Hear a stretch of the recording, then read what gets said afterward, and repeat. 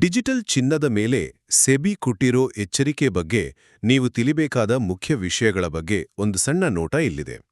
ನೋಡಿ, ಡಿಜಿಟಲ್ ಚಿನ್ನ ಅಂದ್ರೆ ಫಿಸಿಕಲ್ ಗೋಲ್ಡ್ ಇಲ್ದೆ ಆನ್ಲೈನ್ನಲ್ಲೇ ಚಿನ್ನ ಖರೀದಿ ಮಾಡೋದು.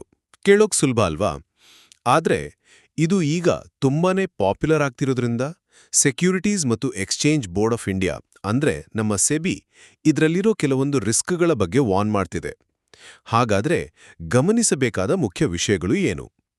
ಮೊದಲನೇದಾಗಿ, ದೊಡ್ಡ ಸಮಸ್ಯೆ ಅಂದ್ರೆ ಇದಕ್ಕೆ ಸೆಬಿಯ ನಿಯಂತ್ರಣನೇ ಇಲ್ಲ. ಅಂದ್ರೆ ಏನಾದ್ರೂ ಹೆಚ್ಚು ಕಡಿಮೆ ಆದ್ರೆ ನಿಮಗೆ ಕಾನೂನಿನ ರಕ್ಷಣೆ ಸಿಗೋದು ಕಷ್ಟ. ಯಾಕಂದ್ರೆ ಇದನ್ನ ಮಾರೋ ಬಹಳಷ್ಟು ಪ್ಲಾಟ್ಫಾರ್ಮ್ಸ್ಗಳು ಸೆಬಿಯ ಕಂಟ್ರೋಲ್ನಲ್ಲಿ ಬರೋದಿಲ್ಲ.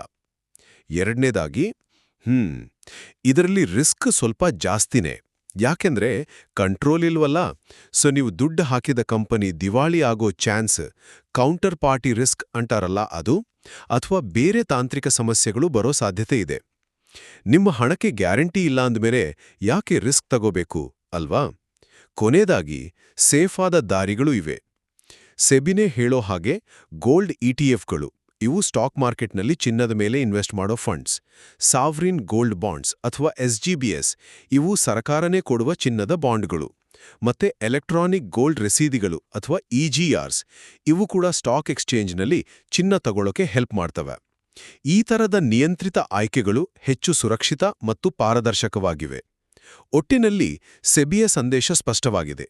ಡಿಜಿಟಲ್ ಚಿನ್ನ ನೋಡೋಕೆ ಚೆನ್ನಾಗಿರ್ಬೋದು, ಆದರೆ ಅದು ನಿಯಂತ್ರಣದಲ್ಲಿಲ್ಲ, ಹಾಗಾಗಿ ಸೇಫ್ ಅಲ್ಲ. ನಿಮ್ಮ ಹೂಡಿಕೆ ಸೇಫ್ಟಿಗೆ ETF ಅಥವಾ SGB ಅಂತಹ ನಿಯಂತ್ರಿತ ದಾರಿಗಳನ್ನೇ ನೋಡಿ.